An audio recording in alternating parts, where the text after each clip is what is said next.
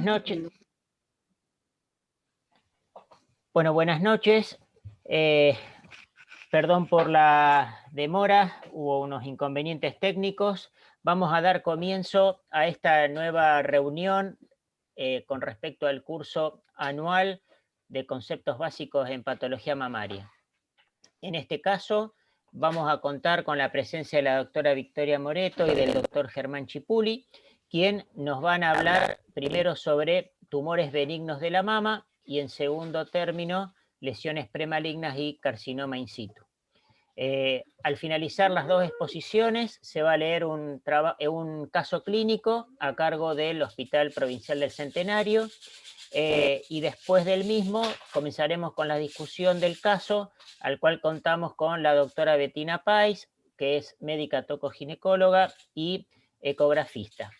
Bueno, Victoria Moreto, te dejo. Primero, muchas gracias por haber aceptado la invitación a participar del curso y te dejo con la exposición de tu charla. Bueno, muchas gracias Richard y muchas gracias a todos por participar y por escucharnos un rato a compartir esta experiencia. Así que voy a empezar a compartir la pantalla. Yo voy a hacer una pequeña... Ahí estamos. Voy a introducir el tema con tumores mamarios benignos. Lo primero que voy a comentar es la clasificación de los tumores. La patología mamaria benigna, si nosotros la queremos clasificar según el origen, vamos a tener tumores mamarios benignos de origen parenquimatoso, tumores mamarios benignos de comportamiento mixto, como es el fibroadenoma y el fibroadenolipoma, y tumores mamarios benignos del estroma y otros que se originan en la piel. Dentro de esta clasificación, todos nosotros lo que podemos hallar en común es que se van a manifestar como un nódulo palpable, que pueden presentarse con dolor, mastodinia, mastalgia, por secreción o derrame por el pezón, o algún cambio en la morfología de la mama, o un hallazgo en un estudio, como puede ser la mamografía o la ecografía en un control de la paciente. El diagnóstico, acá la importancia va a radicar en descartar la malignidad de la lesión en la cual nos enfrentamos. ¿Y cómo vamos a hacer el diagnóstico del mismo? Bueno, puede ser por palpación, ayudado por los estudios por imágenes, como la mamografía, la ecografía, de acuerdo a la de la paciente, y de métodos histológicos o citológicos, como son la punción y la eventual biopsia con aguja gruesa. Yo básicamente lo que voy a tratar un poco van a ser los procesos papilares, los fibroadenomas, el tumor filodes benigno, porque el resto de los tumores, en la mayoría de los tumores benignos, va a requerir un control clínico y imagenológico, con lo cual me voy a enfocar en estos. Las lesiones mamarias benignas, acá yo como les comentaba recién, en la importancia y va a radicar, ¿no?, en hacer el diagnóstico y en descartar la malignidad de la lesión a la cual nos enfrentamos. Entonces nosotros vamos a tener que, si nosotros a ese tumor lo vamos a clasificar, vamos a hacer una clasificación histológica, podemos encontrar lesiones que van a ser no proliferativas, proliferativas sin atipias, e hiperplasia atípica, que es después el tema que sigue a continuación, basados tanto en la proliferación celular como en el nivel de atipia de las células. La mayoría de los tumores benignos a los cuales me voy a referir van a corresponder a lesiones mamarias no proliferativas, que van a tener, o que no van a aumentar el riesgo de cáncer de mama por sí mismas, en forma independiente.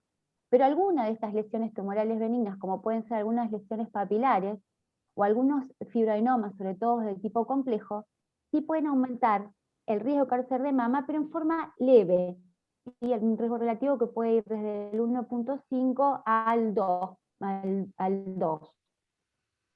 Y después, a diferencia de las lesiones proliferativas, donde hay atipia, como pueden ser la hiperplasia típica, la hiperplasia bulbar típica o el CLIF, en donde el riesgo relativo de desarrollar cáncer sí va a estar aumentado en sí mismo por la propia lesión. De la primera lesión, el primer tumor mamario que yo me voy a referir va a ser a las lesiones quísticas. Nosotros podemos decir que el 50% de las mujeres a lo largo de la vida pueden experimentar un tumor mamario, es decir, que se pueden autopalpar un tumor en la mama. y el 25% de las veces va a corresponder a lesiones quísticas. Generalmente estos se van a presentar en edades en la mujer joven, en una edad que podemos decir que los picos de incidencia va a ser entre los 35 y 50 años, pero en realidad pueden presentarse a lo largo de toda la vida. Estos pueden producir dolor que puede ser severo, sobre todo en el momento porque el quiste lo que genera es aumento de la secreción intracapsular, y al distender la cápsula del quiste es lo que provoca el dolor. El dolor generalmente está localizado en el sitio donde se encuentra la lesión, y generalmente se asocia con un crecimiento abrupto, o sea que la paciente puede palparse o nosotros mismos podemos palpar esa formación nodular. Acá el estudio por imagen va a ser como fundamental para diagnosticar la naturaleza de esta lesión entre una lesión sólida y una lesión quística, y sobre todo el estudio ecográfico. Nosotros acá yo lo que puse en las imágenes es una lesión mamográfica, una lesión por mamografía, y al lado una lesión vista por ecografía. A los quistes nosotros los podemos clasificar, ¿sí? Sobre todo su clasificación la vamos a hacer de acuerdo a, la información que nos brinda la imagen ecográfica. Y lo podemos ver desde un quiste simple hasta un quiste complejo, y en el intermedio el quiste complicado. Es decir, que no va a reunir las características del quiste complejo, pero tampoco va a ser un quiste simple. El simple, como es la imagen que puse, la imagen superior a la derecha, donde va a tener un realce acústico posterior sin ecos internos anecoicos, sin componentes sólidos o señal al Doppler. Y por el otro extremo vamos a tener al quiste complejo, que va a ser definido por criterios ecográficos, donde va a presentar paredes gruesas o septos mayores a 5 milímetros, con la presencia de componentes sólidos, ausencia de realce posterior, y puede presentar Doppler positivo, sobre todo en aquellos quistes donde podemos encontrar papilas o lesiones intraquísticas. Si nosotros, bueno, acá me voy a meter un poco en tu tema, Bettina, ¿no es cierto? Pero acá, si nosotros lo podríamos clasificar, ¿no es cierto? El quiste simple lo podemos clasificar como una lesión tipo BIRAT 2, el quiste complicado como un BIRAT 3, lo que va a meritar un control más cercano, y el quiste complejo podría clasificarse como un BIRAT 4, ¿verdad? Ahí si me dejaste, te robo ahí, te robo, Bettina, te robo de presencialidad ahí en el tema. ¿Cuál es el riesgo de malignidad de estos quistes? Que es algo que siempre nos preocupa y lo que nos lleva a tranquilizar a veces a la paciente. Bueno, el riesgo de malignidad en un quiste, sobre todo el complejo, va a ir del 1 al 23%, ¿sí? La presencia de 2 o más criterios anormales se asoció con un aumento de 10 a 14 veces el riesgo de cáncer, y, por ejemplo, la resolución incompleta o la presencia de líquido hemorrágico posterior a la punción de ese quiste mamario se puede asociar con un resultado maligno, sobre todo en la presencia de un quiste complejo.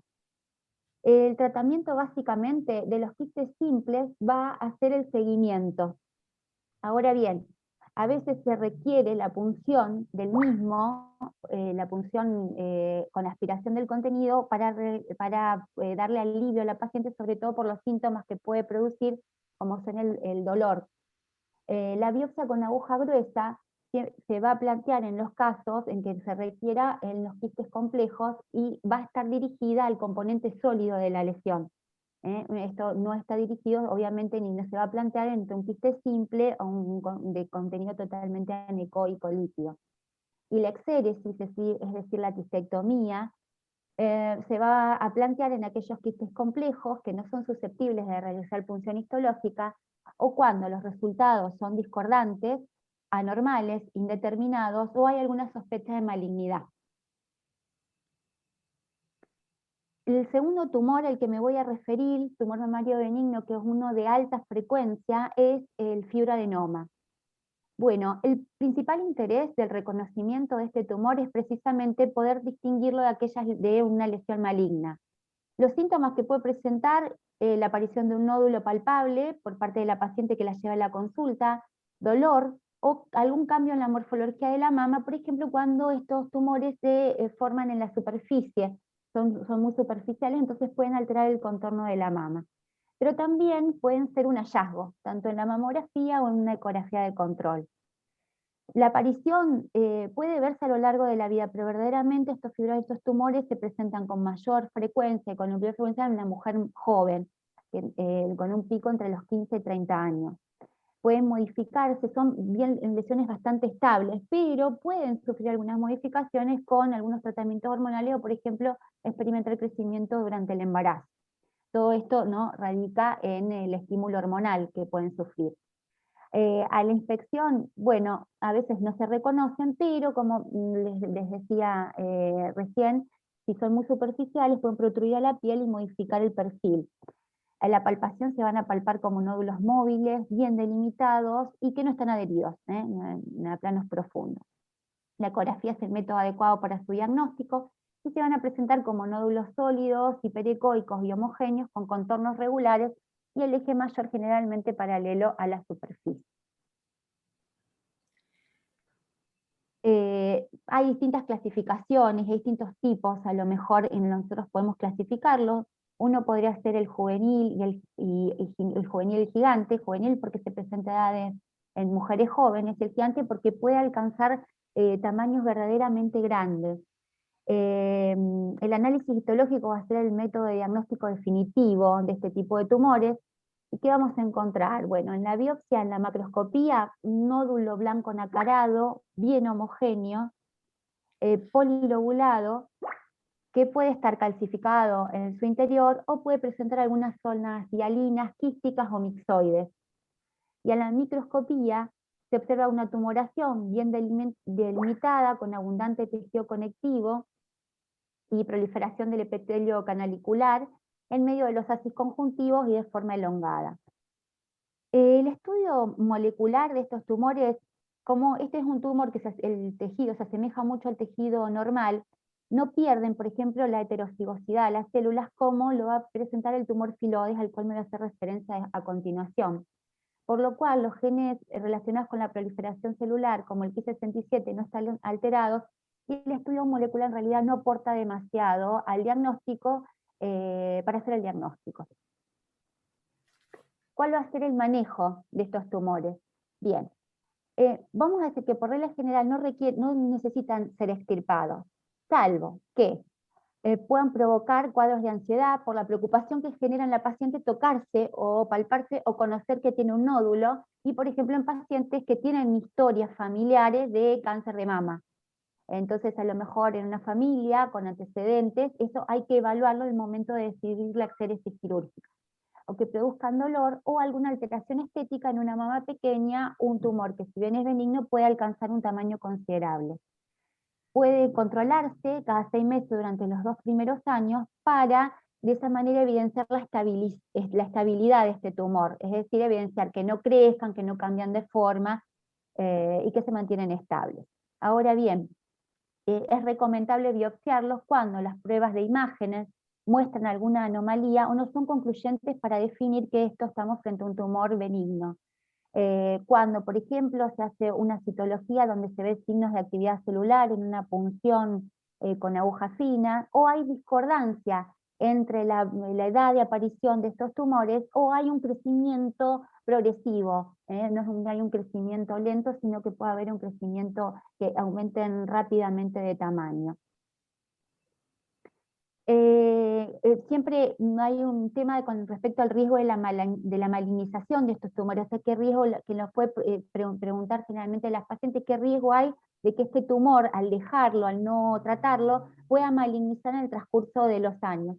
Bueno, la verdad que el riesgo de malignización en diferentes estudios se ha demostrado que es extraordinariamente bajo, o incluso menor al del tejido mamario normal, es decir, sin tener en cuenta aquellos antecedentes personales que pueden aumentar el riesgo de cáncer de mama en esa paciente. El porcentaje de casos de fibroadenoma con neoplasia es muy muy bajo y puede ir desde el 0,02% hasta el 0,125%. O sea que eso es como para, digamos, darle tranquilidad a las pacientes. Ahora bien, cuando nosotros decidimos hacer un tratamiento quirúrgico a este tipo de lesiones, nosotros lo que vamos a tener que considerar es que estos tumores también tienen riesgo de recidivar, de volver a aparecer. Entonces, lo que podemos optar en el momento de hacer la cirugía es ser lo más estético posible para no generar demasiadas cicatrices en una paciente que probablemente sea una paciente muy joven.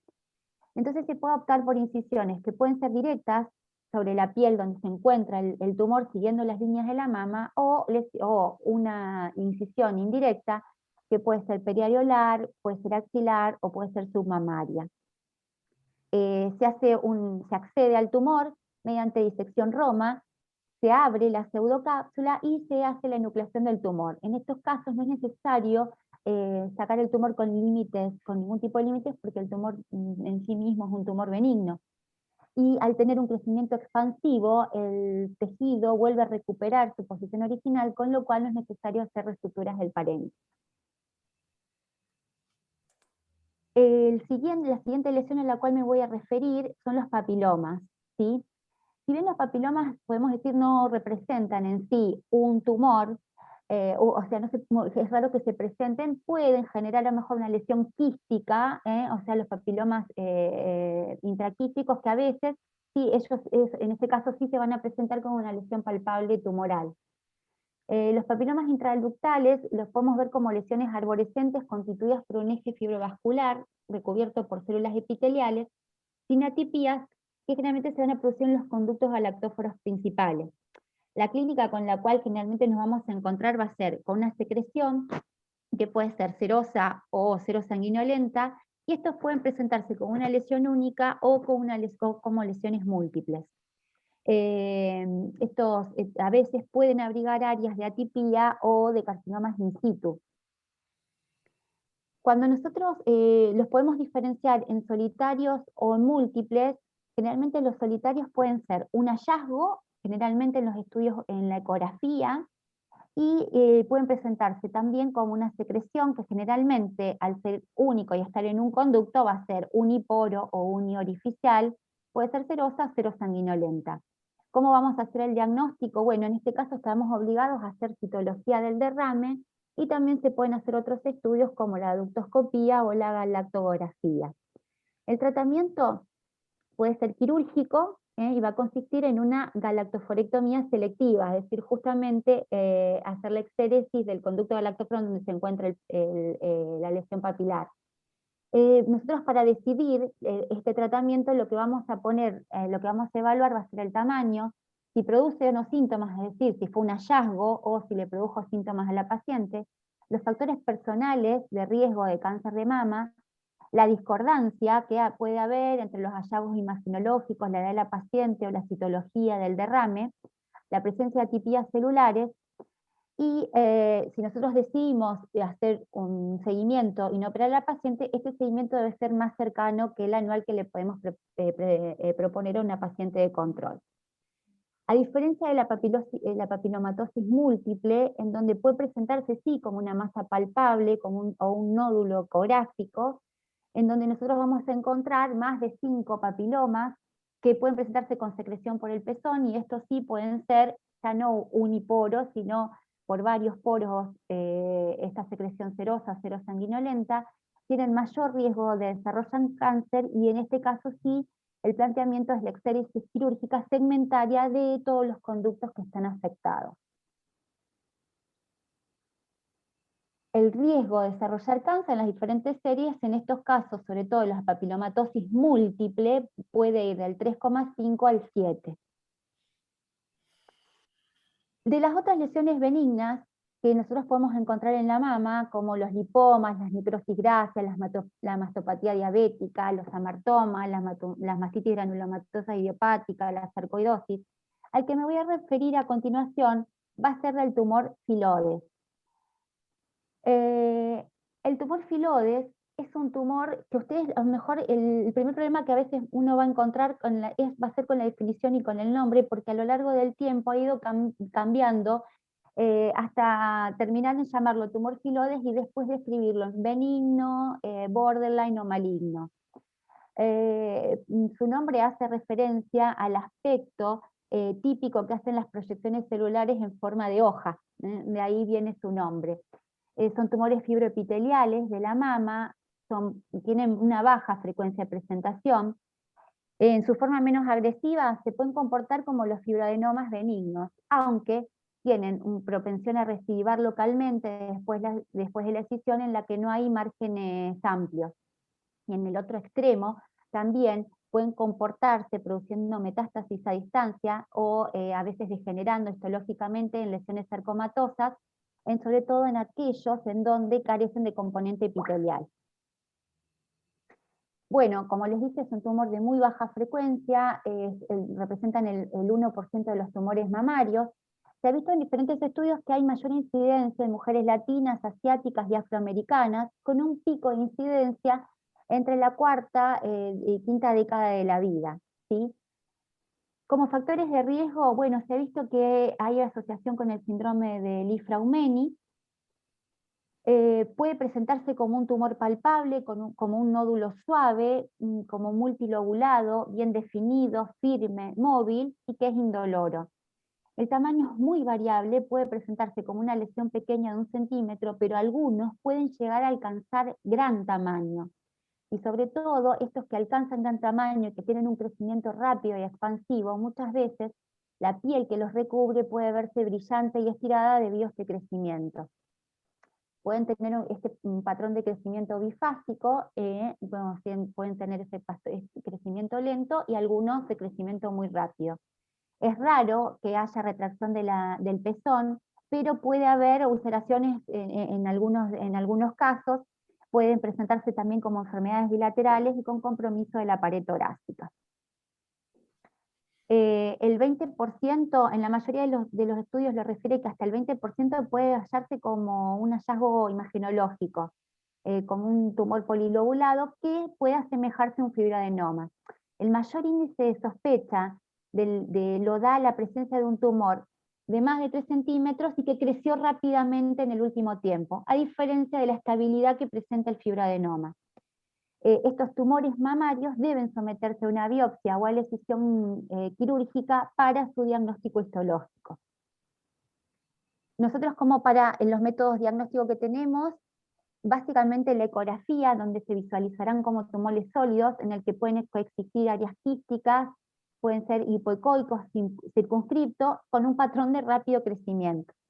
La resonancia magnética es de uso limitado, pero a veces puede ser utilizada, por ejemplo, en los tumores que son de crecimiento rápido que comprometen la pared torácica, sea para, digamos, ampliar la visión, no solo a la mama. Los filodes malignos se verán bien circunscriptos, con paredes irregulares, con cambios quísticos, con un patrón de realce rápido que se ve con más frecuencia con tumores que con los filodes benignos en lugar de malignos, que es lo opuesto al patrón que se ve de realce en los cánceres de mama. La biopsia, la punción con aguja fina tiene una alta tasa de falsos negativos, pero hay algunas características citológicas que al patólogo le pueden hacer sospechar que está frente a un tumor filodes. Por ejemplo, la presencia de fragmentos estromales fibromixoides con núcleos fusiformes, pavimentosos, pavimentos fibroblásticos y células fusiformes fibroblásticas. La biopsia core, o sea, la biopsia con aguja gruesa, va a ser el método de elección si nosotros queremos hacer la biopsia, donde vamos a ver un aumento de la celularidad con mitosis y sobrecrecimiento estromal, y también podemos hacer una biopsia excisional cuando nosotros no tenemos la seguridad que estamos frente a un tumor filodes. Lo que pasa es que ahora vamos a hablar un poquito de qué pasa con los márgenes, ¿sí? Esta es la visión de una macroscopía, como podemos ver que tiene diferencias en la macroscopía con respecto al fibroadenoma, donde se veía como un tumor más homogéneo, blanco nacarado, pero sí lobulado al igual que este. La patología lo puede dividir en filodes benigno, borderline o maligno. Y esto va a estar definido por el grado de atipía celular del componente estromal, la actividad mitótica de las células, por los márgenes infiltrativos o circunscriptos del tumor y la presencia o ausencia de sobrecrecimiento del estroma. En cuanto al perfil molecular, P53, Ki67, factor de crecimiento epidermoide, el c-KIT, no han logrado predecir los resultados de crecimiento o desviación hacia un tumor, hacia un filodes maligno. La expresión de los receptores estrógenos y progesterona es común en el componente epitelial, pero no en el estromal, y se ha visto que la mutación de MET12 se demostró tanto en el fibroadenoma como en el filodes, por lo cual no sirve para hacer el diagnóstico exacto diferencial. Se necesitan otras mutaciones que expliquen el comportamiento más agresivo de los tumores filodes malignos, que los diferencien del benigno. El tratamiento básicamente de estos tumores va a ser la cirugía, es decir, la extirpación, pero a diferencia de los tumores del fibroadenoma, por ejemplo, la extirpación acá se tiene que hacer con márgenes amplios, porque la resección con márgenes positivos, vamos a ver que en los diferentes estudios demuestran que hay altas tasas de recidiva. Un margen menor a 1 centímetro en el tumor borderline filodes o en el maligno requerirían de un tratamiento de rescisión. Nosotros podemos hacer una tumorectomía, pero a veces es necesario hacer la mastectomía en tumores que alcanzan gran tamaño o en algunos tumores que comprometen, por ejemplo, el apareo, que son irresecables. No es necesario realizar la exploración de la axila, y la radioterapia se va a utilizar, por ejemplo, en aquellos casos que son filodes malignos, en donde hay márgenes comprometidos que no se pueden resecar, o ante la recidiva de estos tumores. La quimioterapia no ha demostrado ser efectiva, pero entre tumores los tumores borderline malignos que metastatizan se pueden utilizar, y la hormonoterapia también no ha demostrado ser efectiva en el tratamiento de este tipo de tumores. Es necesario hacer un control post-tratamiento, sobre todo cuando los márgenes no han sido los satisfactorios por la alta tasa de recidiva de estos tumores.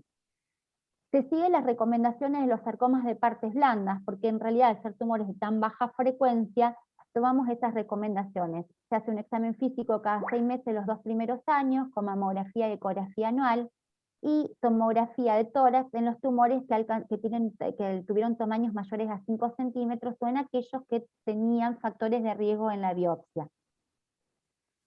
Nosotros sabemos que la mayoría de las recurrencias van a pasar dentro de los 2 primeros años. Lo que podemos plantear como tratamiento quirúrgico es la retumorectomía en aquellos casos en los que podemos obtener márgenes limpios, o en la mastectomía. La radioterapia post-cirugía se puede plantear en aquellos casos irresecables, como lo dije anteriormente, y si bien estos tumores tienen baja tasa de incidencia de metástasis, cuando las tienen, estas son generalmente pulmonares. Y los esquemas de tratamiento, como les había dicho con quimioterapia, se basan en los mismos tratamientos que se utilizan para los sarcomas de partes blandas, porque hay muy poca bibliografía con respecto a este tipo de tumores en particular. Bueno, eso es todo. Ahí termina la parte, así que muchas gracias. Muchas gracias, Victoria. Bueno, vamos a dejar después, para el final, todas las sugerencias y preguntas. Germán, ¿querés dejar de compartir, Victoria? Así le damos paso al doctor Germán Chipuli. Germán, muchas gracias también por tu participación.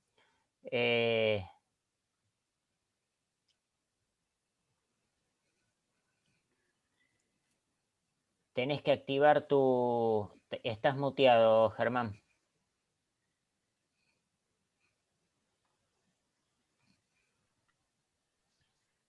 ¿Ahí me escuchan? Ahí, perfecto, Germán. Bueno, buenas noches. Gracias por la invitación. La idea es charlar sobre lesiones premalignas, lesiones de alto riesgo y carcinoma in situ.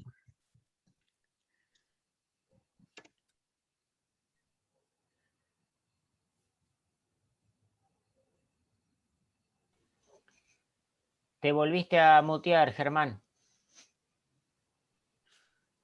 Sí. No me pasa el... No me pasa... No sé por qué no me... No pasa la pantalla. No me pasa de pantalla, a ver. Ahí está. Ahí está. Bien.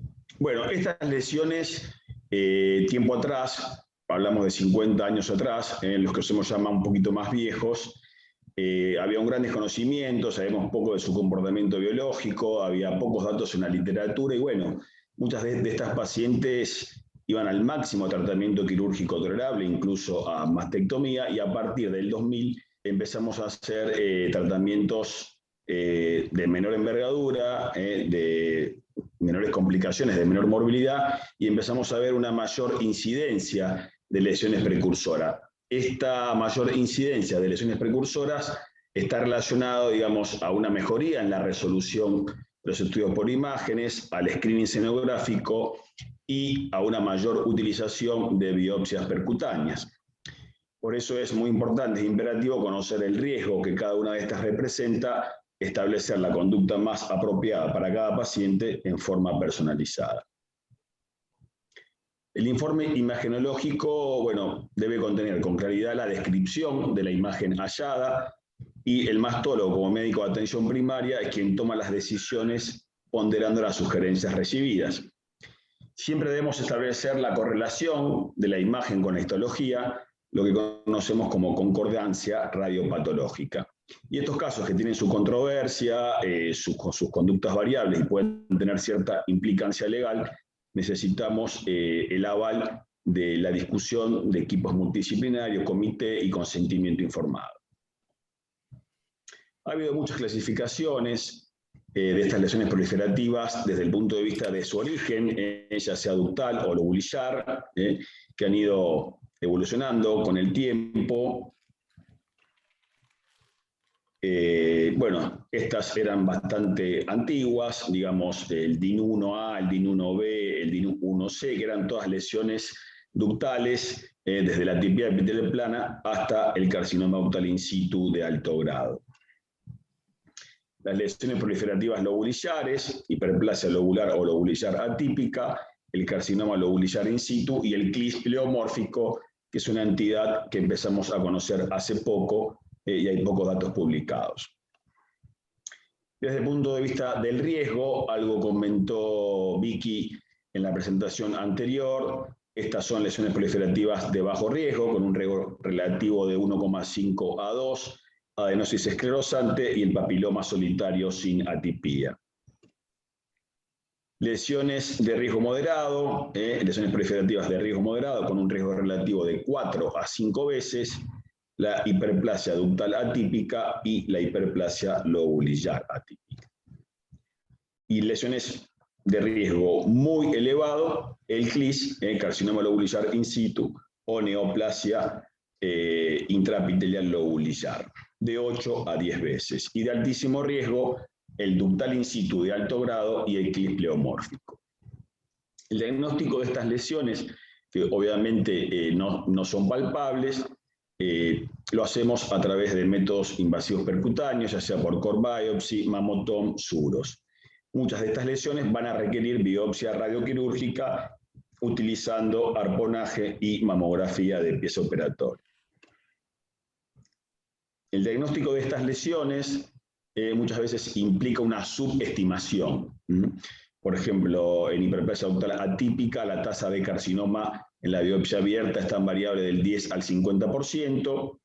La biopsia percutánea es el estándar en el diagnóstico inicial, pero como dijimos antes, muchas requieren la biopsia radioquirúrgica a posteriori. Y la conducta, luego del diagnóstico, va a depender de cada lesión, del riesgo que esta implica, de la edad y deseos del paciente. Vamos cotejando riesgos y beneficios en cada decisión. Comenzamos a hablar de hiperplasia lobulillar atípica, es una proliferación de células de pequeño tamaño, discoadhesivas, con luces intracitoplasmáticas, no expresan proteína ecaderina, o sea, son ecaderina negativa, es una lesión que compromete menos del 50% del lobulillo con respecto al CLIS, lo que la diferencia desde el punto de vista histopatológico, más común en la posmenopausia. La hiperplasia lobulillar atípica presenta cambios similares al CLIS, pero no tiene todos los criterios de este, digamos, son unidades lobulillares con algunas de las características, pero sin la distensión que presentan en estos casos los acinos mamarios. Y se reconoce cuando menos de la mitad de un acino está ocupado y distendido por células características. son conceptos ya de próceres de la mastología como Page y Dupont. Bueno, este es un artículo, digamos, que se publicó en junio del 2007 de la Clínica Mayo. Es un estudio de cohorte, donde uno de los primeros trabajos donde se reclutó un número importante de pacientes con lesiones hiperplásicas atípicas. Se estudiaron más de 300 pacientes con hiperplasia atípica, con un follow-up medio de 13 años, y en la evolución de estos pacientes se encontraron 66 carcinomas, casi un 20% de lesiones, con un riesgo relativo de 3.8. Hubo mayor riesgo de encontrar carcinomas en pacientes jóvenes, menores de 45 años y con atipia multifocal. Y en este trabajo se encontró igual riesgo para hiperplasia lobular que para hiperplasia ductal atípica. Y ese riesgo permanece elevado por muchos años. Bueno, pasamos ahora a hablar de otra entidad que está muy cerquita de esta, que es el CLIS, o el LIN, o carcinoma lobular in situ. Esta es una lesión que es un factor de riesgo, es un precursor, no es un carcinoma, es un precursor no obligado de carcinoma infiltrante, más probablemente, pero no necesariamente lobular, con riesgo en ambas mamas. En la carcinogénesis, bueno, lo que ya charlamos, participa la inactivación de la E-caderina, la inactivación del P53 y la pérdida de genes supresores como el binding factor y la dipeptidasa 1. El riesgo relativo de estas lesiones es 7 a 12 veces más que lo esperado en mujeres sanas y 16 veces después de 2 biopsias con CLIS. Y las posibilidades de encontrar otra lesión, bueno, dependen de varios factores, pero en general podemos estimar una tasa de subestimación del 10 al 20%, y podemos encontrar carcinoma ductal in situ o carcinoma infiltrante luego del diagnóstico de CLIS por core biopsy. Bueno, esto también es importante que lo conozcamos. Digamos, en general se sabe que cuando encontramos lobular in situ en márgenes de una resección quirúrgica, aún siendo la paciente intervenida por un carcinoma infiltrante, no es indicación de ampliar márgenes. Y acá hay algunos conceptos, digamos, de cómo esta lesión, digamos, puede encontrarse asociada, ¿no? En pacientes con carcinoma invasor que van a mastectomía, fíjense, de 4 a 6%, y en el diagnóstico por punción, como ya dijimos, hay una subestimación y podemos encontrar otras lesiones entre el 10 y el 20%, en esta serie 7 al 17%. También está el concepto de bilateralidad en el CLIS. Estos también autores muy conocidos, que puede ir desde el 30, según Hagensen, hasta el 40% por Urban.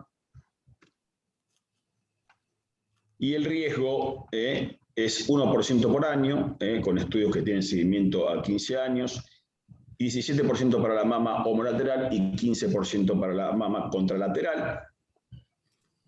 Un 25% de las veces va a desarrollar carcinoma infiltrante. Hay un 4 o 6% de invasión no detectada, con un riesgo relativo entre 5 y 9 veces. Y hay mayor riesgo de desarrollar carcinoma infiltrante en mujeres con alto riesgo molecular o portadoras de mutación. Bueno, el NSABP17 fue uno de los primeros trabajos donde se incluyeron pacientes con carcinoma in situ, y fíjense, encontraron 180 CLIS con un seguimiento promedio a 12 años, 5% de carcinoma homolateral y 5% de carcinoma contralateral. ¿Qué opciones terapéuticas tenemos para el CLIS? Bueno, la exéresis, el seguimiento, ¿cómo lo debemos hacer? En general, estas pacientes las seguimos con control clínico cada 6 meses y control imagenológico, fundamentalmente mamografía. El tema de la resonancia podría tener utilidad en pacientes con mama densa, en pacientes menores de 40 años y en pacientes donde pueda haber lesiones multicéntricas. El concepto de quimioprevención, que creo que tiene cada vez más espacio, más lugar, Creo que la quimioprevención es útil cuando evaluamos riesgos-beneficios, fundamentalmente en pacientes jóvenes, que tienen muchos años por delante para evitar la reaparición, digamos, de esta lesión o la progresión a una lesión de mayor envergadura. Y la mastectomía profiláctica bilateral de reducción de riesgo parecería ser una opción exagerada, según algunos últimos trabajos de Mónica Morrow. Obviamente que acá siempre influye la forma que transmitimos la decisión, la forma que transmitimos la gravedad de la lesión y también el perfil de paciente que tenemos enfrente y su expectativa. En quimioprevención en CLIS, bueno, se ha utilizado y lo que más se utiliza es tamoxifeno, tanto en pre como en posmenopáusicas. También se puede usar raloxifeno y exemestano. Pasamos al CLIS pleomórfico. Bueno, esta es una entidad totalmente diferente al CLIS clásico. Es una lesión que tiene alto grado de atipia celular, con perfil biológico desfavorable. El diagnóstico diferencial con respecto al ductal in situ puede ser muy difícil. Hay pocos datos publicados en la literatura y muchas veces está asociado a carcinoma infiltrante o a carcinoma ductal in situ. La conducta, teniendo en cuenta el porcentaje de subestimación que puede ir del 50 al 80%, y teniendo en cuenta que tiene un comportamiento similar al carcinoma ductal in situ, es el tratamiento quirúrgico siempre, tratando de obtener un buen margen libre, digamos, mayor a 10 milímetros, y en general evaluar la posibilidad de la radioterapia, aunque los datos no son concluyentes, no son tan contundentes, porque hay poco publicado, digamos. Muchas de estas lesiones están mezcladas en los trials con otras lesiones y son difíciles para obtener conclusiones. Comenzamos a hablar de hiperplasia ductal atípica. Bueno, acá están los conceptos de Page, Tabassoli y Norris desde el punto de vista histopatológico. Y bueno, estas lesiones también pueden coexistir, las podemos encontrar casi en el 10% de diferentes tipos de biopsias, ya sea por patología benigna, por carcinomas y en biopsias radioquirúrgicas. Es un indicador de riesgo y es difícil la diferenciación de hiperplasia ductal atípica con respecto a carcinoma ductal in situ de bajo grado por material de punción. Es también más frecuente en la posmenopausia, entre 50 y 60 años, y el diagnóstico mamográfico, el diagnóstico general es mamográfico, ¿no? A través de la presencia de microcalcificaciones, aunque también puede presentarse con imágenes densa o en forma de nódulos, y el riesgo relativo para carcinoma es 5 veces mayor que la población general. Acá vemos imágenes de microcalcificaciones mamográficas, digamos, que expresan hiperplasia ductal atípica. Siempre es importante considerar la extensión de la lesión, ¿no? Cuando la lesión es más extensa, tenemos en general más probabilidades de que haya subestimación y necesitamos en general la biopsia radioquirúrgica. También puede expresarse con esta desarquitecturización, como la vemos en la eco y en la mama, no solamente con micro. Y puede ser, como ya lo charlamos, bastante difícil el diagnóstico al microscopio entre hiperplasia ductal atípica y el carcinoma ductal in situ de bajo grado. Bueno, hay una tendencia a tratar de no operar estas pacientes, pero bueno, creo que hay que tener cuidado, evaluar bien la situación de forma individual, personal, y ¿cuándo podemos considerar la conducta no quirúrgica? Bueno, adecuada correlación radiohistopatológica, la concordancia radiopatológica que charlábamos al principio, cuando estamos, digamos, seguros que ha sido una exéresis total de la lesión a través de la biopsia percutánea, y cuando hay ausencia de lesión residual post-mamografía. Otra consideración podría ser la hiperplasia ductal atípica focal, y cuando hay microcalcificaciones, digamos, que ocupan menos de 6 milímetros a la mamografía original. Y cuando estamos en situaciones diferentes, vamos a ir a la biopsia radioquirúrgica, en general en la hiperplasia ductal atípica, donde hay más riesgo de subestimación, donde puede haber otras lesiones asociadas, infiltrantes, en mayores de 50, en lesiones nodulares o cuando hay más de un foco, en la persistencia de la lesión inicial, post-mamografía, donde volvamos la lesión residual, y en microcalcificaciones que ocupan más de 15 milímetros. Otra consideración es el patrón histológico micropapilar, donde ahí debemos ir a la biopsia radioquirúrgica. Algunos conceptos de otras lesiones de alto riesgo, como puede ser la cicatriz radiada. Bueno, es un tema también complejo, es una imagen nodular espiculada muy similar al carcinoma infiltrante, en general puede asociarse a atipia celular, es una indicación clásica de cirugía. Podemos utilizar en estas lesiones la resonancia con un grado de subestimación promedio del 10%, muchas veces se asocia a carcinoma ductal in situ o a carcinoma ductal infiltrante de bajo grado, a veces carcinoma tubular.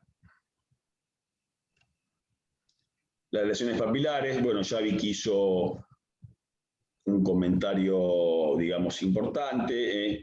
Son tumores epiteliales benignos que pueden ser únicos o múltiples, centrales o periféricos, y de acuerdo a esto va a ser su presentación clínica. Muchas veces estas lesiones las podemos diagnosticar a través de ecografías con lesiones mixtas, sólido-líquidas, o a través de nódulos sólidos, o se pueden presentar con secreción por pezón.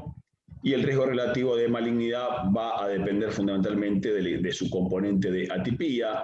En las lesiones papilares sin atipía el riesgo relativo va a ser 2, y con atipía 5 a 7 veces mayor que la población general. El grado de subestimación promedio es del 15%, también con un amplio espectro de variación de acuerdo a las formas clínicas. En general, estas lesiones son indicación de cirugía generalmente. Y bueno, un poco resumiendo cuáles lesiones premalignas vamos a poder controlar o le vamos a sugerir el control, y cuáles lesiones debemos operar generalmente y van a ir a cirugía.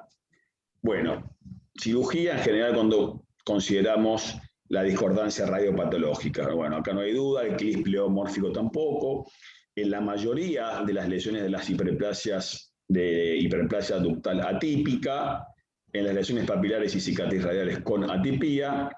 Y esto también es importante cuando el control de la paciente es dificultoso y también cuando el deseo de la paciente es la cirugía, ¿no? Tampoco no es tan fácil ir contra la decisión del paciente.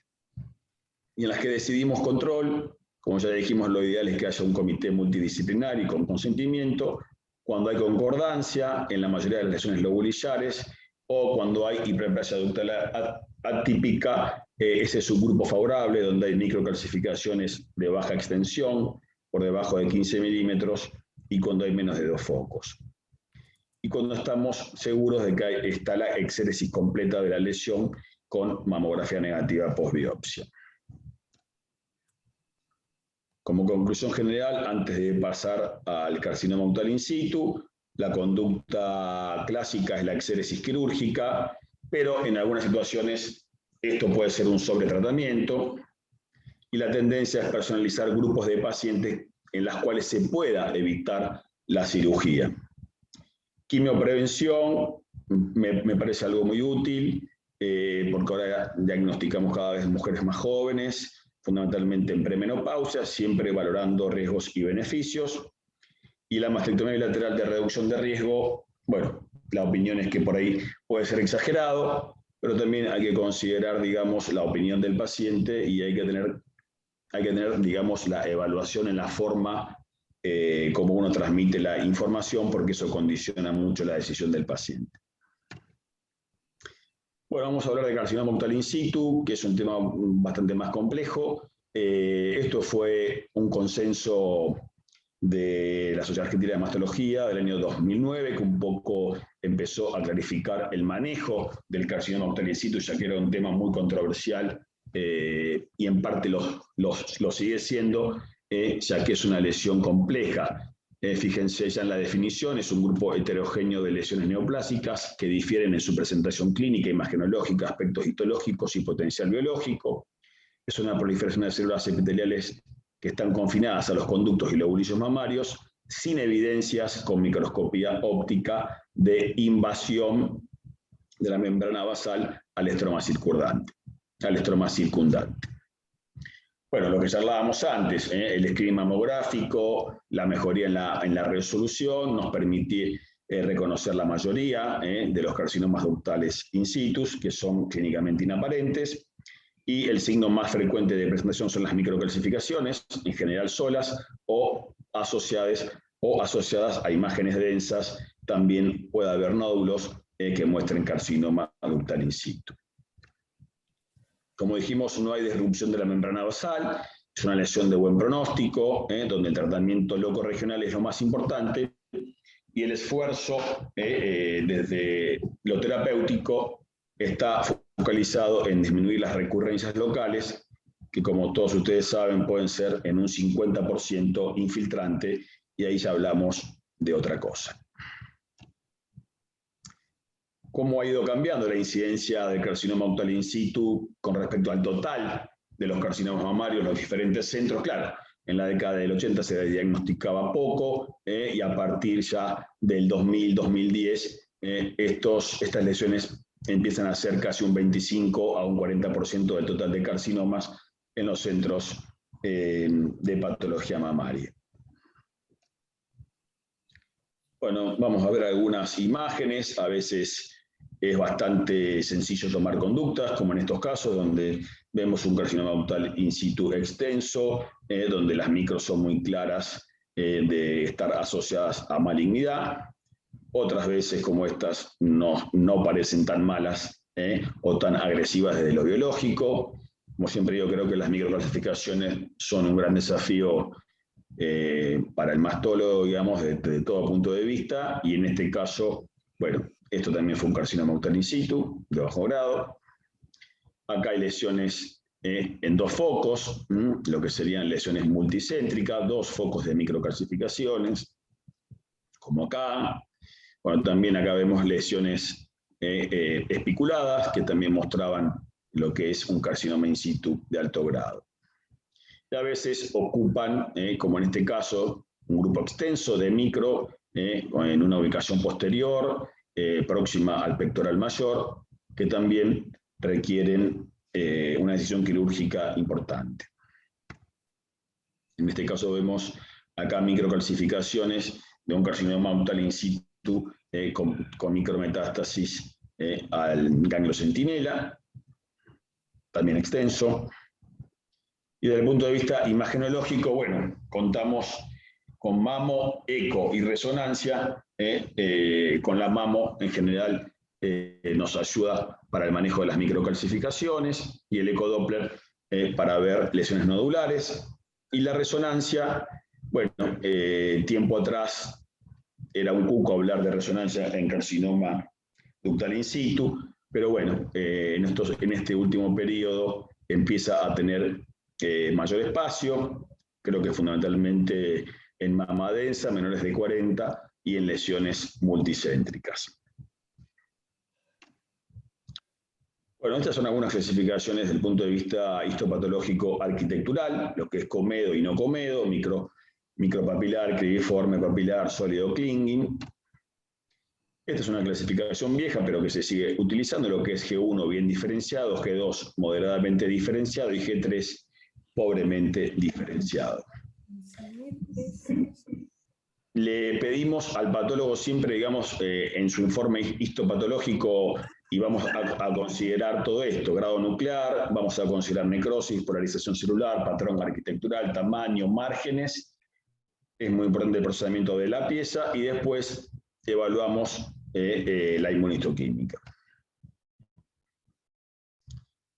Bueno, es muy importante el tema de los márgenes, ¿no? O sea, es importante consignar la distancia del foco más cercano al carcinoma ductal in situ, expresada ya sea en milímetros o en centímetros, y esta información, digamos, la vamos a cotejar con los datos imagenológicos y quirúrgicos, ya que obtener márgenes libres es muy importante, es el principal factor de recurrencia locorregional y nos va a conducir, nos va a definir la conducta terapéutica.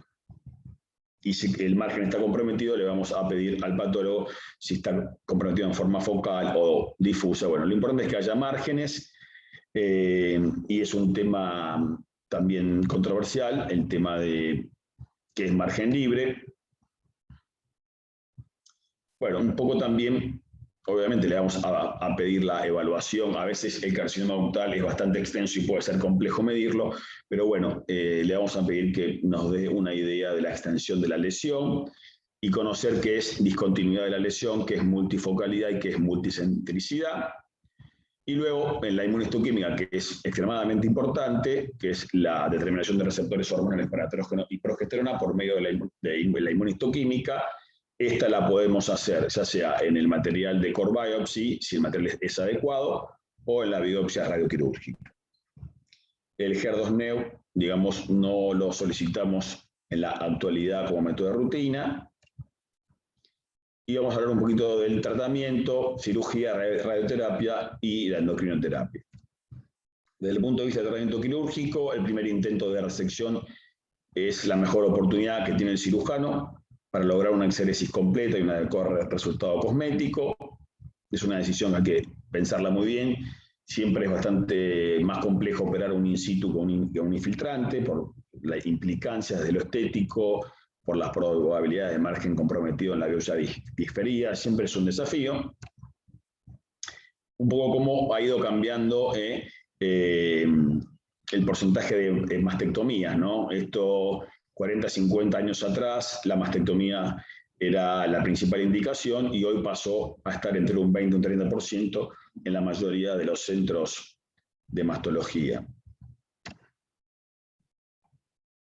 ¿En qué nos basamos para la conducta quirúrgica o qué consideramos? Bueno, criterios clínicos, tamaño y localización de la lesión, la relación tamaño de la lesión, volumen mamario, el criterio imagenológico a través de la mamografía, la extensión de las microcalcificaciones, y siempre debemos hacer una buena correlación entre pieza quirúrgica, radiografía de la pieza operatoria y la mamografía de inicio.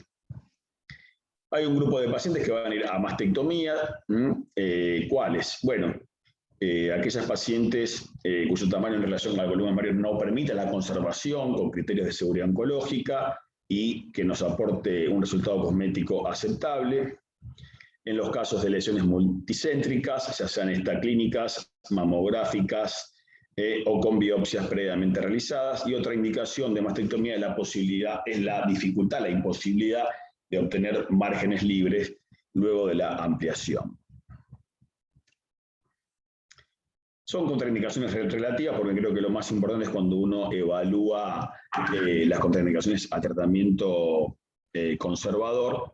Son contraindicaciones bien relativas, no absolutas, pero bueno, los márgenes positivos persistentes, la multicentricidad, las micro muy difusas que ocupan varios cuadrantes, o la radioterapia previa, son contraindicaciones que las consideramos. Bueno, esto es un resumen de un trabajo viejo, digamos, del 2004, un poco que mostraba, digamos, la no necesidad de realizar disección axilar en los pacientes con carcinoma ductal in situ.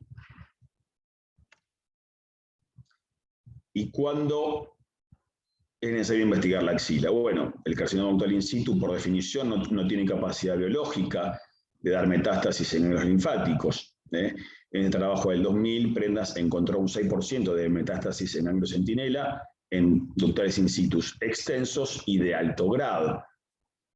Pero bueno, los pocos casos de metástasis axilares en pacientes con ductal in situ se originan en pequeños focos de invasión que no fueron diagnosticados, que no fueron identificados, y la mayoría de estas metástasis son micrometástasis o células tumorales aisladas. En las pacientes portadoras de carcinoma ductal in situ que van a ser sometidas a mastectomías, es recomendable el ganglio centinela, fundamentalmente porque puede haber posibilidades de microinvasión, puede haber una posibilidad de tener que reintervenir a la paciente, o estando la paciente operada con una mastectomía, hay una gran alteración del drenaje linfático más allá de lo que implica la reintervención, con lo cual esta es una conducta aceptada.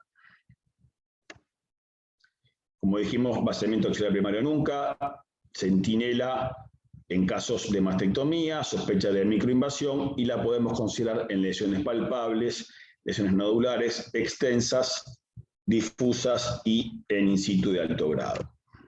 Acá vemos algunas pacientes que estaba operada previamente con carcinoma ductal in situ que ocupaba prácticamente la mitad de la mama en cuanto a la extensión de las microcalcificaciones, lo cual requirió una mastectomía. Otra paciente con lesiones muy extensas, profundas posteriores, la cual también fue sometida a mastectomía. Se ve acá toda la lesión. Hablamos un poco de margen libre. Bueno, esto viene ya de la época de Nottingham, donde en estos trials se exigía un 10 milímetros por la probabilidad de reaparición. Después Van Noot con 1 milímetro. Fue una discusión de muchos años. Y el NSABP, una célula adiposa. Bueno, digamos, el margen comprometido es el principal factor de recurrencia local, junto con la edad y el alto grado. Pero bueno, podemos decir que lo ideal es mayor a 10 y lo aceptable es mayor a 1. Vamos a ver algunos conceptos de radioterapia, que también es un tema controversial, si la hacemos siempre o cuándo podemos no irradiar. El principal beneficio de la radioterapia en cirugía conservadora es su capacidad de reducir la recidiva local infiltrante. Pero también tenemos que reconocer que la radioterapia no tiene repercusión en sobrevida global.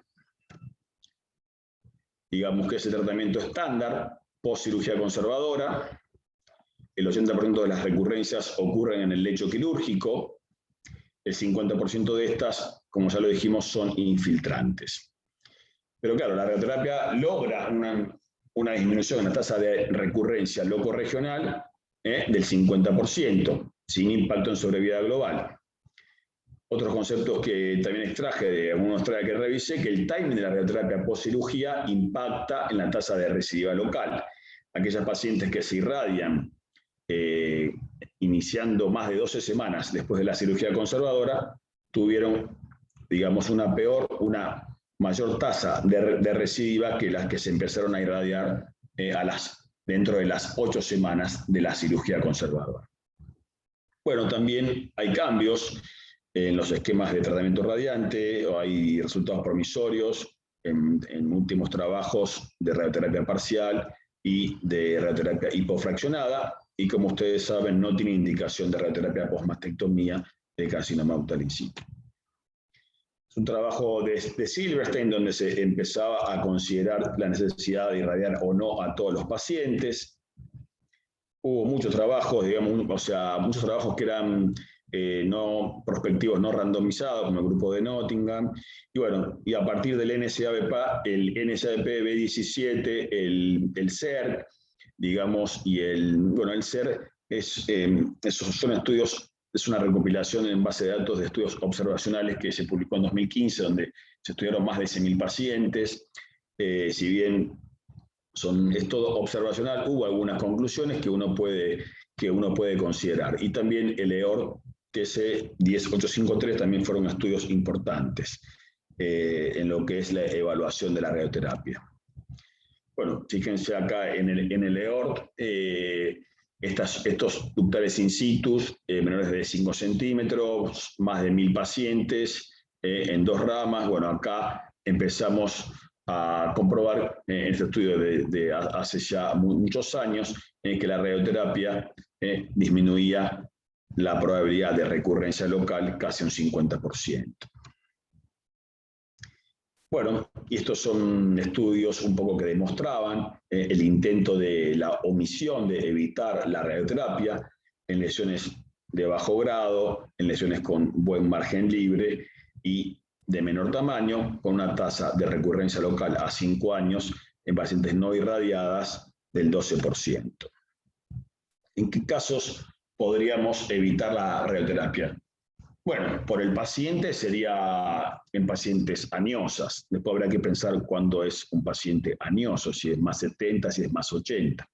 por presencia de comorbilidades o por el deseo mismo de la paciente de no irradiarse.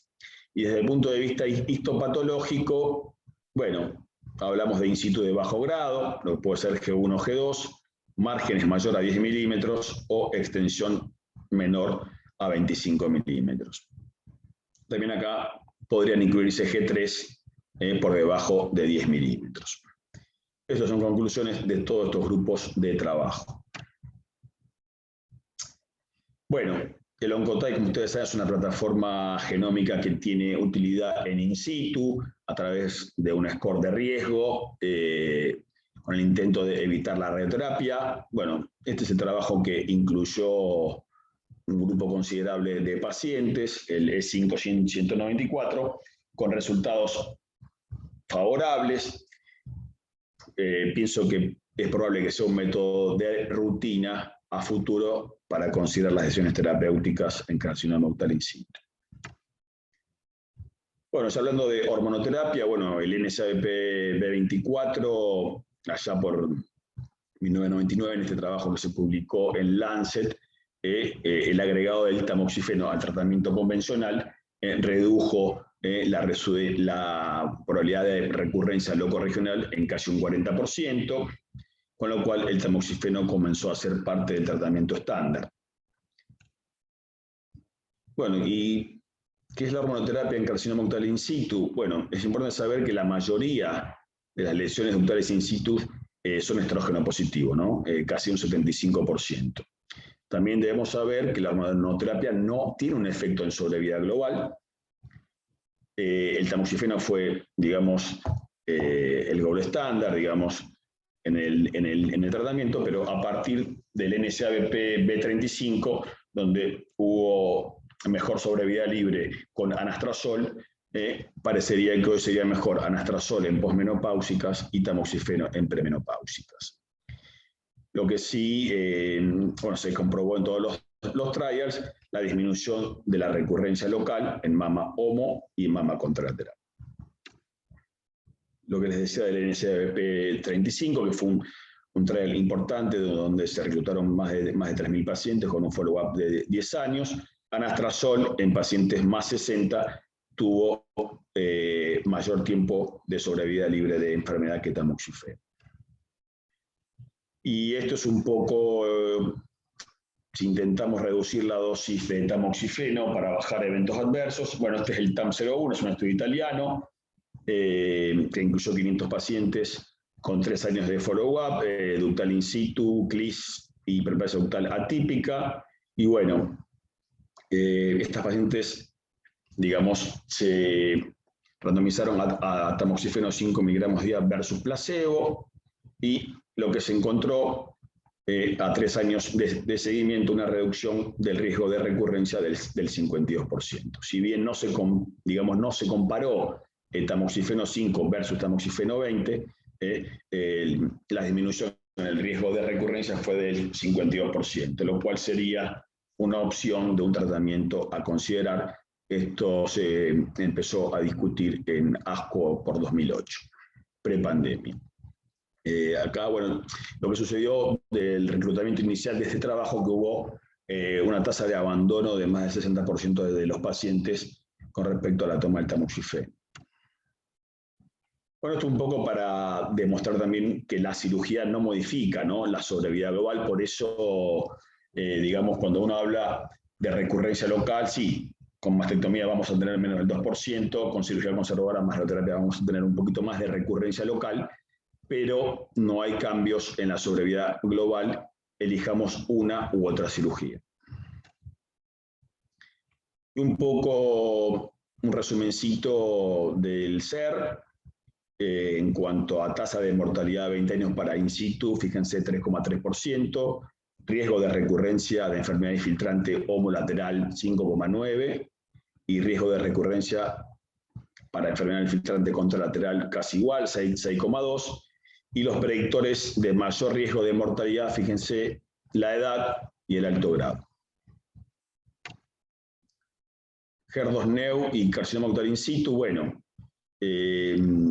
hay, pero tampoco hay tanto publicado. Hay mayor tasa de sobreexpresión hay más HER positivo en in situ que en infiltrante. Ustedes saben que en infiltrante más o menos entre el 12 y el 15%. Parece haber más de la mitad de los in situ que sobreexpresan HER. Hay algunos trials de trastuzumab dosis baja en HER positivo, pero no lo usamos de rutina. Muchas gracias. Bueno, muchas gracias, Germán. Vamos a convocar a la doctora Lara Caimi, que es residente del Hospital Provincial, que nos va a leer el caso clínico. Germán, ¿querés dejar de compartir? Así vuelve a compartir pantalla. ¿Lara o Victoria? Victoria. Ahí está. Ahí estamos, ahí estamos. Bueno, acá Lara es residente del Hospital Centenario, así que ella nos va a presentar, y por supuesto que esto fue un caso operado y tratado en el servicio. Sí. Tratado en el servicio, pero el resto de las residentes, como entenderán, están trabajando, están de guardia, así que pobre le tocó a Lara hacerle frente. ¿Qué tal? Buenas noches. Bueno, buenas noches. Este es el caso clínico que vamos a presentar sobre lesiones benignas. ¿Quieres pasarlo, Vicky? Es una paciente de 64 años, gestas 1 con un parto. A ella la conocimos en enero del 2021, cuando ingresó al servicio de patología mamaria, consultando en ese momento por mastalgia de mama izquierda, que se asociaba a prurito de 2 meses de evolución. Ella, bueno, como antecedentes es una paciente tabaquista de 30 cigarrillos día hace 50 años. Esta paciente había tenido una ACV a los 35 años, por lo cual hacía tratamiento con aspirina, un comprimido por día. Bueno, le habían realizado una histerectomía y oforectomía derecha por miomatosis uterina y negaba antecedentes de cáncer de mama.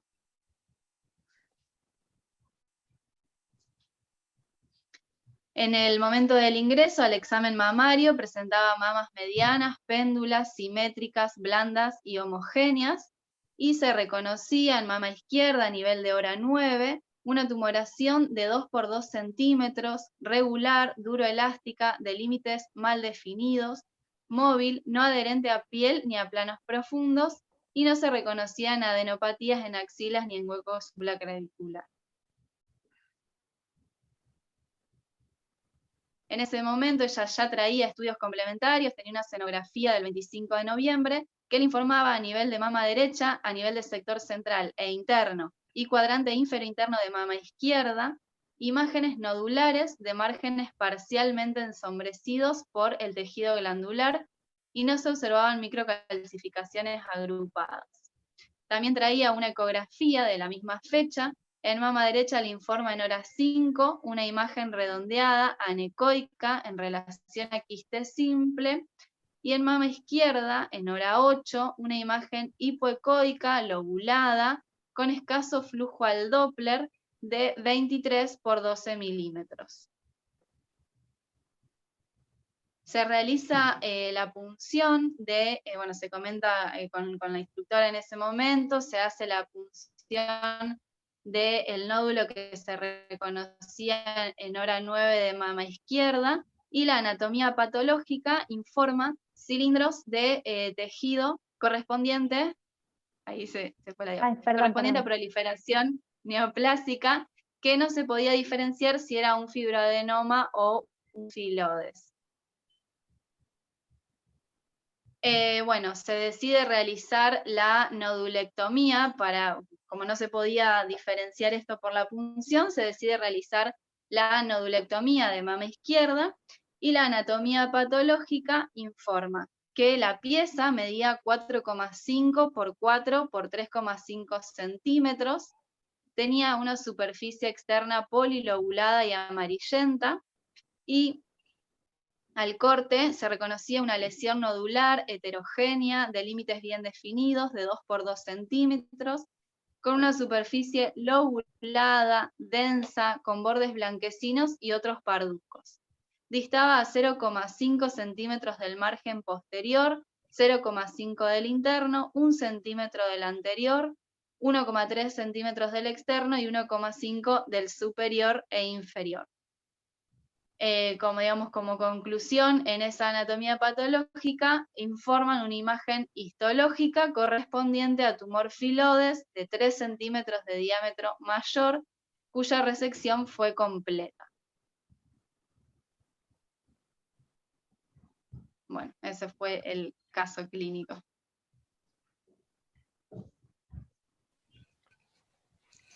Bueno, muchas gracias.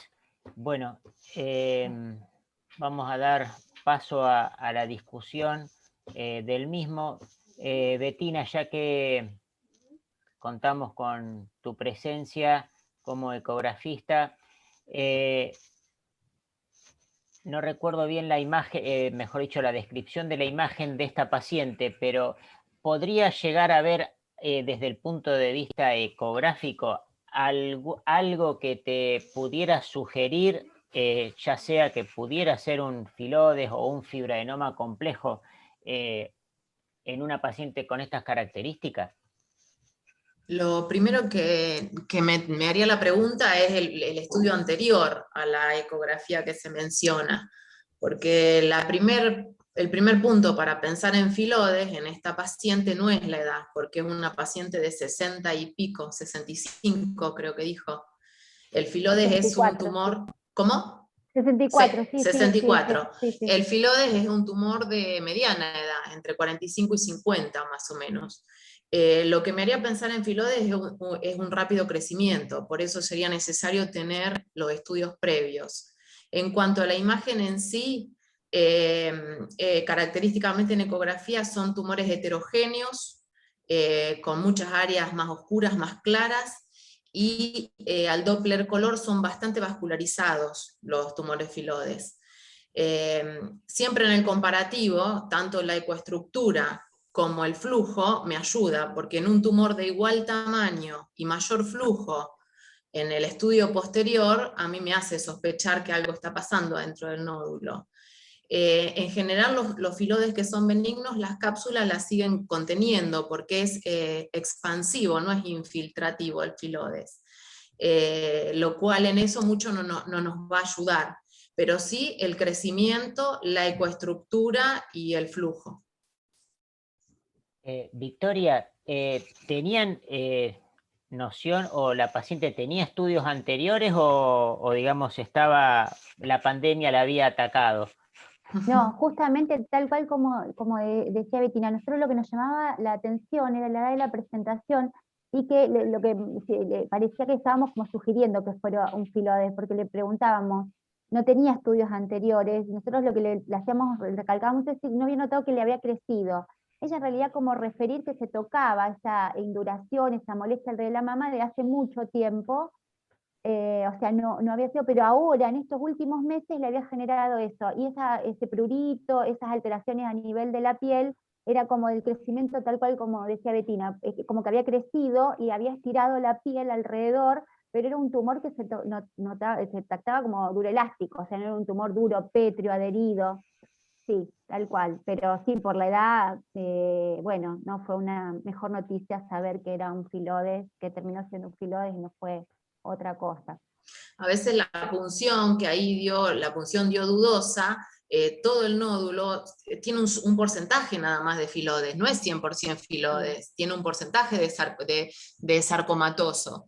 Entonces cuando uno lo sospecha, más que la punción es la exéresis, porque si el tumor creció, está más vascularizado, en general dan esos síntomas por la hemorragia que hacen necrosis por el rápido crecimiento y hemorragia interna por el rápido crecimiento.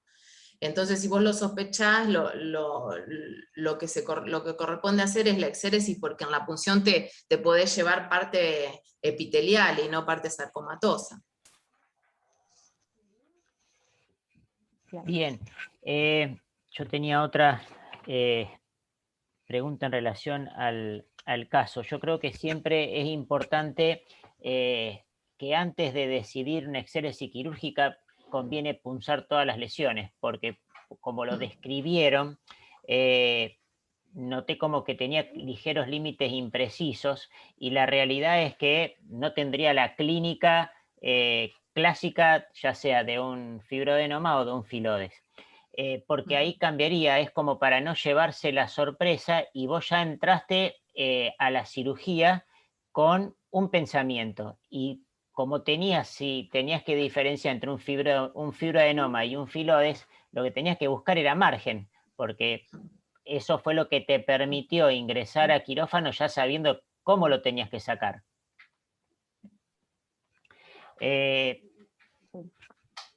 ¿Dudas? Y dejamos abierto también a preguntas en relación a las dos charlas que hoy escuchamos. Yo acá tengo, me interesaría, ya que, insisto, contamos con Bettina, lo difícil o la relación del manejo de los quistes complejos.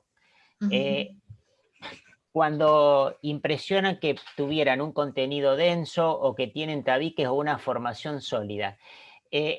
¿Sos de hacer alguna sugerencia, por ejemplo, cuando vos haces el diagnóstico de un quiste complejo, como poniéndoles, los punzás o les sugerís la exéresis completa de esos quistes? Cuando el quiste es complejo, porque hay un margen entre el complicado y el complejo.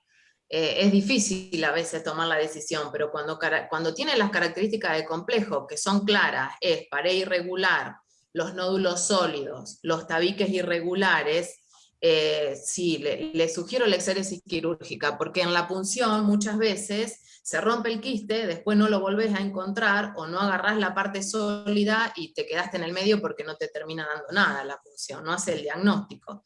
Los quistes complejos para mí hay que sacarlos. No directamente punzarlos. Ahora, los complicados, sí, porque ahí como que te da la duda. Si el quiste complicado es un quiste que tiene contenido denso, puede tener la pared engrosada, pero homogénea, y a veces tiene como vascularización periférica, hiperemia parietal. Entonces ahí en esos quistes sí, por ahí punzarlos y ver, porque también te dan la duda si son sólidos líquidos, es en el que te queda en el medio, en el complicado, pero en el complejo es birra 4, hay que sacarlo. Yo me animo a poner birra 4 porque después vuelve dentro de 6 meses y tenés el mismo quiste, está más vascularizado y perdiste 6 meses ahí. Victoria.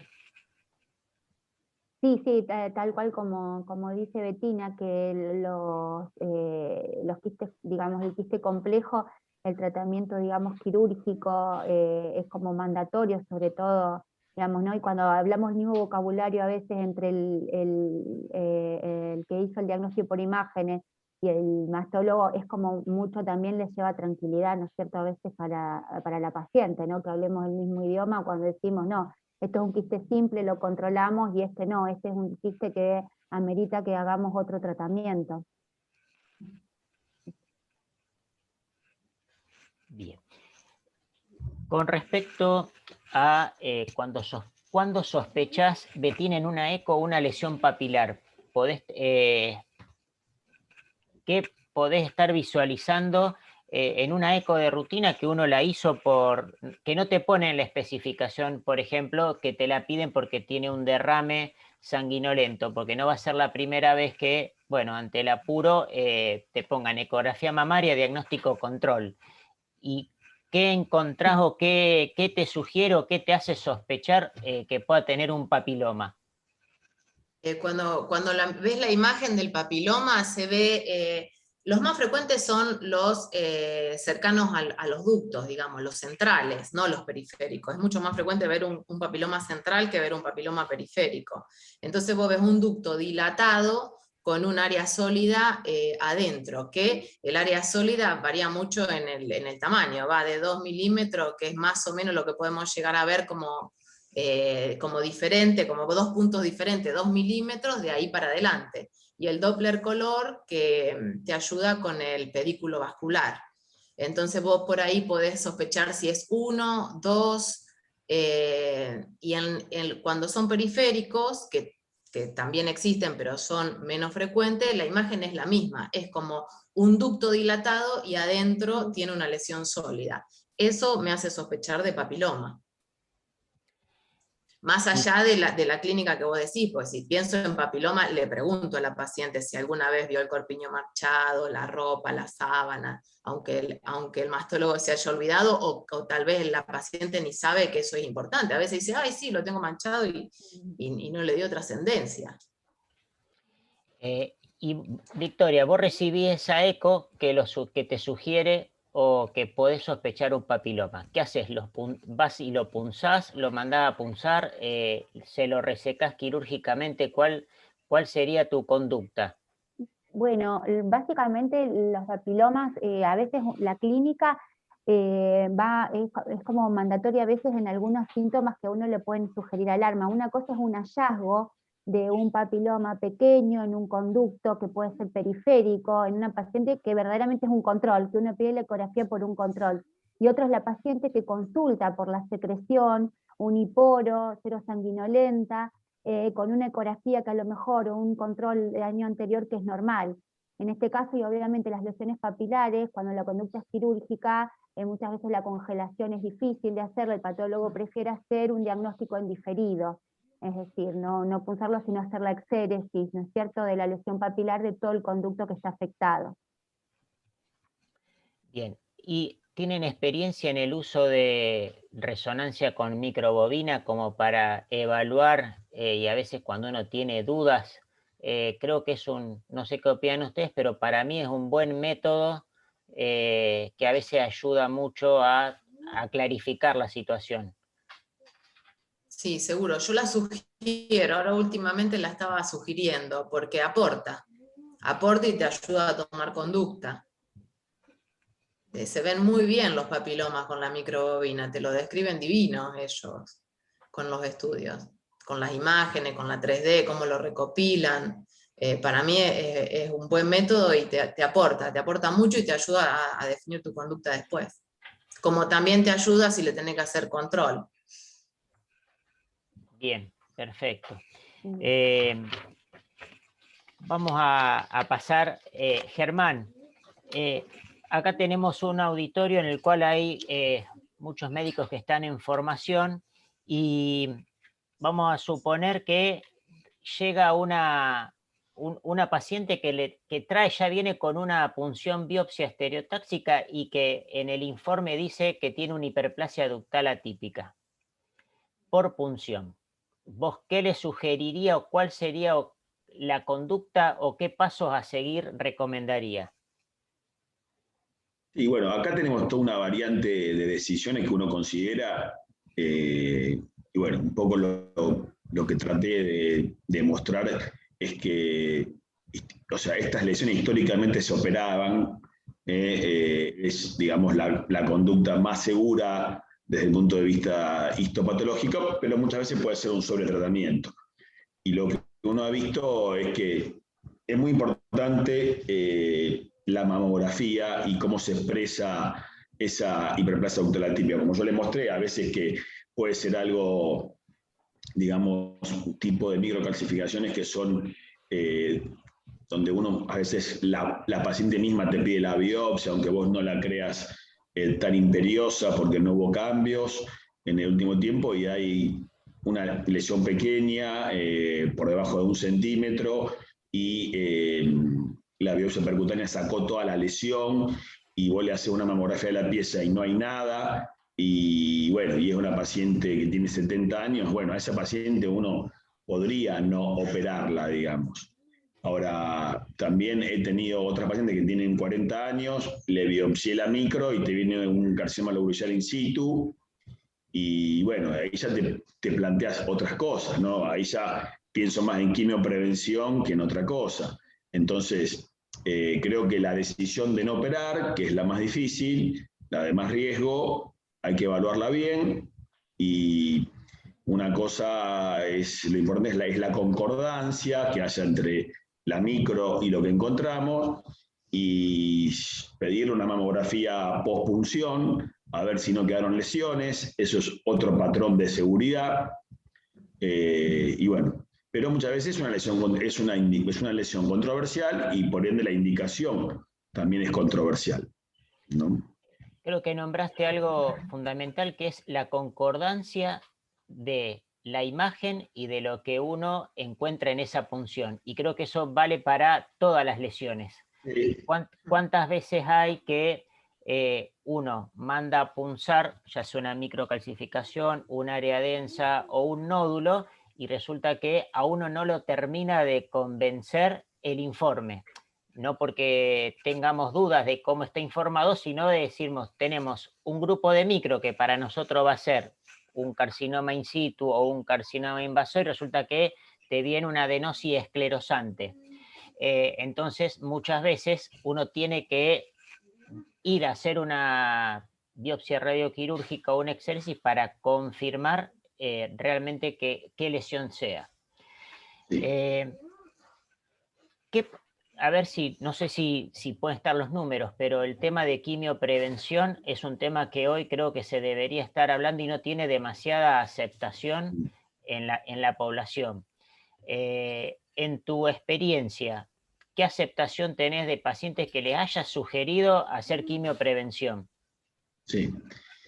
Mira, o sea, esto también, un poco yo lo charlaba el otro día con Lisandro. Yo soy muy pro quimioprevención. También influye cómo uno vende el tratamiento, ¿no? Desde el speech, desde lo que uno transmite de información. Y por ahí hay veces que creo que el tamoxifeno, en la década del 90, que ya tenía 30 años de uso, nosotros lo dábamos muy libremente, digamos, y después un poco, como decía Aleman, el tamoxifeno del agua bendita, y después medio pasó a ser un diablo. Entonces, yo soy muy pro tamoxifeno, digamos, desde el punto de vista clínico y en lo personal, veo pocos eventos adversos. Y bueno, viste que ahora está el Baby TAM, entonces ahora parece que se podrían dar menores dosis de tamoxifenos en ese trial italiano de que es 5 miligramos. Parece difícil porque no se puede partir el de 20, pero bueno, particularmente soy muy pro tamoxifeno. Soy bastante pro a la quimioprevención y fundamentalmente en las premenopáusicas.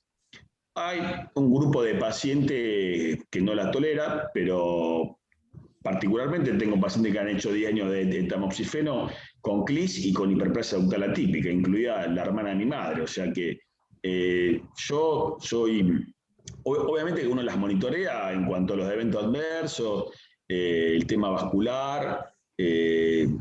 Tampoco me persigo con el endometrio, de hacer una eco transvaginal cada 3 meses en pacientes que no sangran, que me parece una exageración total. Pero en términos generales, soy muy proclive a la quimioprevención. Germán, yo veo en el tamoxifeno bastante habitual la hiperplasia endometrial. ¿Cuántos carcinomas vos ves de esas hiperplasias? Porque yo veo la hiperplasia, pero después no sé la anatomía patológica. ¿Cuántos encontrás carcinomas vos de Me eso? parece que las pacientes que no sangran, que no tienen hemorragia, es bastante excepcional encontrar un carcinoma de endometrio. O sea, esto es lo que uno ha visto en la experiencia hospitalaria, PAMI.